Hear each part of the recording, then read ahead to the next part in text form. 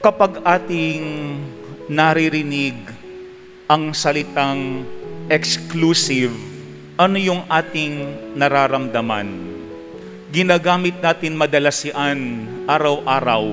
Exclusive membership, exclusive subdivision, exclusive school, exclusive edition. Tingin ko sa isang banda, iba yung ating pakiramdam kapag sinabing exclusive. Kaya nga sa mga social media, may mga nagpo-post, sila'y nag-aaral sa exclusive school. Sila ay nakasuot ng exclusive edition ng mamahaling damit. Sila ay nakatira sa isang exclusive village of subdivision. Ang kanilang kotse ay exclusive edition. Kapag ating ginagamit ang salitang exclusive, ang ating pakiramdam, we are different. We are special. Angat tayo sa iba. Hindi tayo katulad ng marami. Mga kapatid, sa ating unang pagbasa sa aklat ng Bilang, pinakita rito na ang Panginoon nakipag-usap kay Moises, pati sa 70 matatanda. Pero ang sabi doon, merong dalawa, sina Eldad at saka si Medad, na bagamat ang kanilang pangalan ay nasa listahan at sila ay binigyan ng Espiritu ng Panginoon, wala sila nung oras na iyon kung saan ang Panginoon ay nagbasbas sa 70. Pero ang sabi sa ating unang pagbasa, sila rin ay binigyan ng Espiritu ng Panginoon. Kaya ang ginawa ng dalawang ito, si Eldad at saka si Medad, sila ay nangaral. Bakit? Kasi tinanggap din naman nila ang tawag ng Diyos, ang pagbabasbas ng Panginoon. Pero nung ito ay napansin ni Josue, yung alalay ni Moises, agad-agad siyang nagpunta kay Moises at nag-react. Ang sabi ni Josue kay Moises, bakit di ninyo sila sawayin? Siguro may mga pagkakataon tayo din, katulad ni Josue. Ang ating pakiramdam, the power is exclusive to us. Kami lang ang may kapangyarihan na mangaral ng gumawa ng bagay na ito, ang magpunta sa iba't ibang mga lugar at makitungo sa mga tao. Si Moises, ang ganda ng kanyang reaksyon sa sumbong ni Josue. Ang sabi ni Moises bilang pinuno ay ito, nangangamba ka bang ako'y mabawasan ng karangalan? Mas gusto ko ngang maging propeta ang lahat ng Israelita at mapuspos sila ng Espiritu ng Panginoon. Parang sinasabi ni Moises, relax ka lang. No? Huwag kang mag-overreact. Huwag kang exaggerated. Hindi naman mawawala yung aking karangalan. Hindi mawawala yung kapangyarihang ibinigay ng Panginoon sa akin. Kung si Eldad at saka si Medad ay mangangaral din bilang propeta sa ating bayan. Ang sabi nga ni Moises, mas maganda nga yun, no? Mas marami ang mangangaral, hindi lamang ako. Siguro ito yung unang ating tignan. Ang sagot ni Moises ay hamon sa atin na makita ang kabutihan ng Panginoon sa lahat. No? The goodness, the graciousness of God to all. No? Kasi may mga pagkakataon, pakiramdam natin, kami lang dapat ang binibiyayaan. Tayo lang dapat ang pinapakitaan ng Panginoon ng kabutihan. Ito lamang grupong ito ang may karapatan na mangaral o maglingkod sa kanilang kapwa. Pero hindi ganoon. Tulad ng isang magaling na magulang, ang gusto ni Moises, lahat ng kanyang anak ay makaramdam ng pag-ibig. Marahil ang ilan sa inyo ay mga magulang. Kapag meron bang isang anak ang nagsulsol at nagsabi sa inyo, dapat ako lang ang pinapakain, dapat ako lang ang pinapag-aral, dapat ako lang ang merong laruan, ano ang iyong mararamdaman bilang isang magulang? Siyempre, ipapaunawa mo sa iyong anak na marahil ay mainggitin, sapagkat bilang pinuno, bilang magulang, tayo dapat ang may mas malawak na katalinuhan para makita ang lahat ng bagay na yan. Yan ang unang hamon sa atin, the blessing of God, pagpapala ng Diyos. Tandaan natin mga kapatid, ang pagpapala ng Diyos ay hindi exclusive. Hindi pwedeng tayo lang. Hindi pwedeng kami lang. Hindi pwedeng isang grupo lang. Ang Diyos pinagpapala, minamahal, nagiging mabuti sa lahat. Yung pangalawang ating pagbasa, pinakita rito sa sulat ni Santiago ang mga katagang ito. Pakinggan ninyo ito, kayong mayayaman. Tumangis kayo at humagulgol dahil sa kapighati ang darating sa inyo. Bulok na ang inyong mga kayamanan at kinaina ng tanga ang inyong mga damit. Kinaina ng kalawang ang inyong ginto at pilak, at ang kalawang ding iyon ang magiging katibayan laban sa inyo, at parang apoy na uubos sa inyong laman. Iyan ang kayamanang inimpok ninyo para sa mga huling araw. Alam nyo, very timely yung ating second reading ngayon. No? Bakit? Sapagkat ngayong panahon ng pandemya, alam natin kaliwat kanan ang nakakasakit, ang namamatay, kamag-anak natin, kaibigan natin. Pero mga kapatid, itong panahon ng pandemya din ay panahon na iniimbitahan tayo upang tignan paano ba talaga tayo nabubuhay.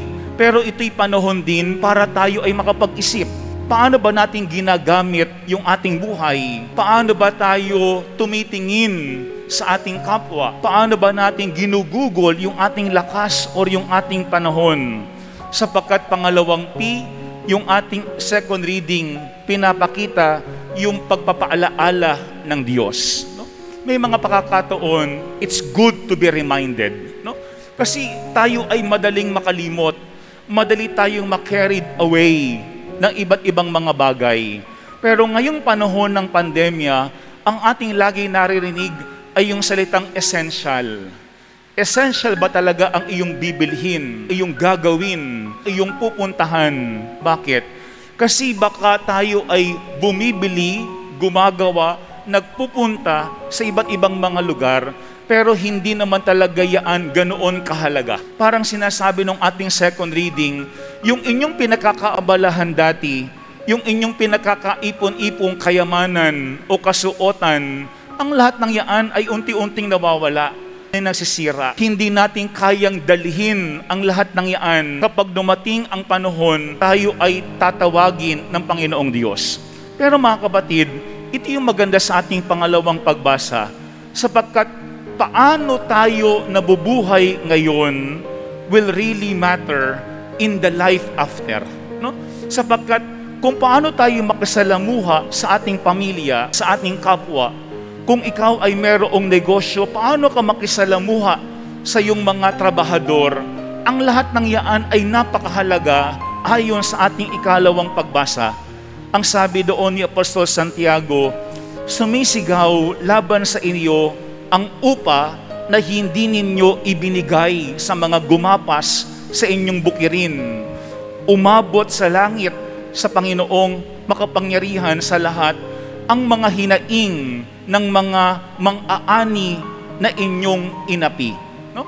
Parang sinasabi ng ating ikalawang pagbasa, teka lang, nagpapayaman kayo, pero yung naghahanap buhay para sa inyo, bakit hindi nyo bigyan ng tamang sweldo ng nararapat na salapi? Siguro magandang paalaala itong ating pangalawang pagbasa.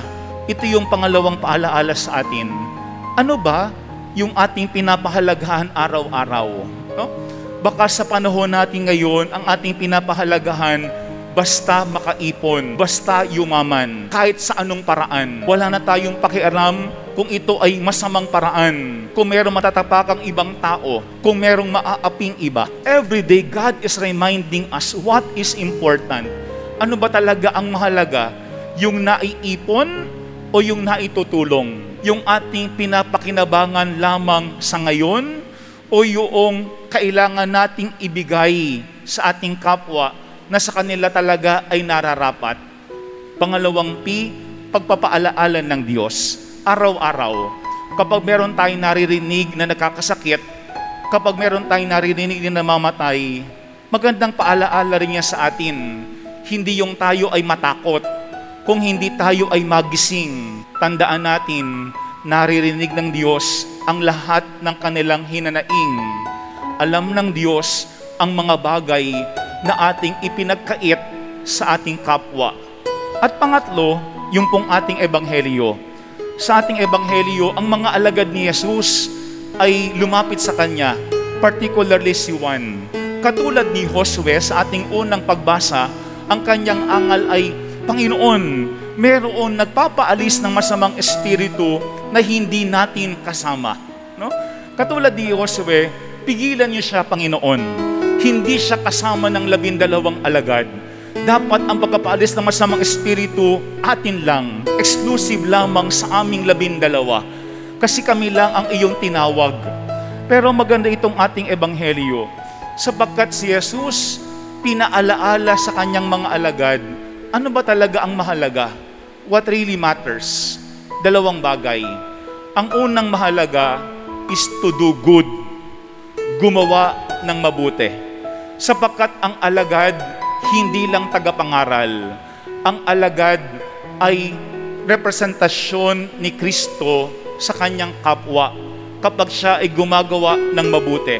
Hindi naman sinabi ni Jesus, sino sa inyo ang magbigay ng fruit juice? Hindi ganoon. Yung simpleng tubig lamang ibigay mo ay malaking bagay na yun. Ang sabi ni Jesus, gagantimpalaan yun. Sapagkat anyone, sino man sa atin, kung gugustuhin, can do good. Pwedeng gumawa, pwedeng tumulong sa kanyang kapwa. Kasi may isang iniisip natin, pag ako yumaman, saka ako tutulong. Pag ako ay nakatapos na, saka ako gagawin ang mga bagay na yaan. Kapag nakaluwag-luwag na. No? Pero ang unang hamon sa atin, ang mahalaga, do good. Pero pangalawang mahalaga na pinapaalaala dyan ni Kristo is to remain good. Hindi lang gumawa ng mabuti, tapos na. Kung hindi manatiling mabuti. No? Sapagkat may mga pagkakataon, sinasabi natin, ang dami-daming masama sa paligid natin.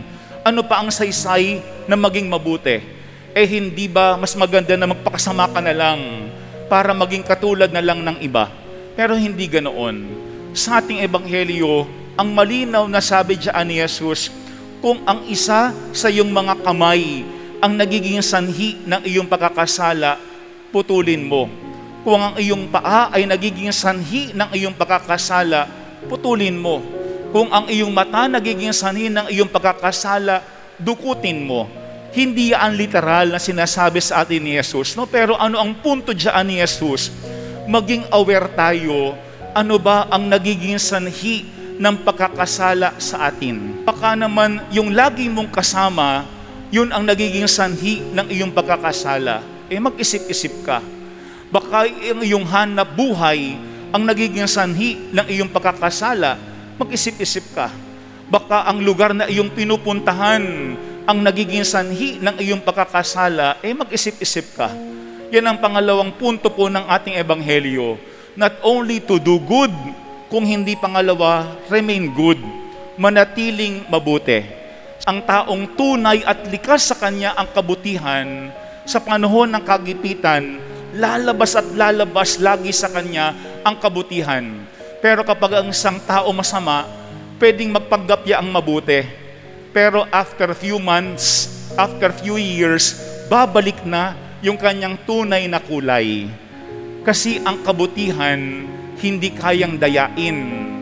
Pero yung kasamaan, pwedeng magkubli sa anyo ng kabutihan sa pasimula. Siguro magandang ating tingnan, ngayong panahon ng pandemya, takot lahat tayo. Pero sana, huwag tayong matakot tumulong. Huwag tayong matakot gumawa ng mabuti. Huwag tayong matakot na maging banal.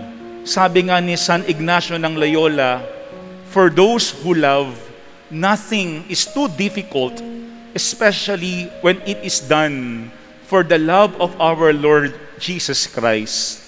3 P ang hamon ng ating mga pagbasa ngayon. Unang P, pagpapala ng Diyos. Lahat pinagpapala. Huwag tayong maging exclusive. Huwag tayong maging mainggitin. Pangalawang P, pagpapaalaala ng Diyos. Ang panahong ito ay pagkakataon para tayo makapag-isip, tayo ba ay nabubuhay ng tama At tama din ba ang ating pakikisalamuha sa ating kapwa? At pangatlong P, pamumuhay sa piling ng Diyos. Sapagkat kapag tayo ay nabubuhay sa piling ng Diyos, we will do good and we will remain good.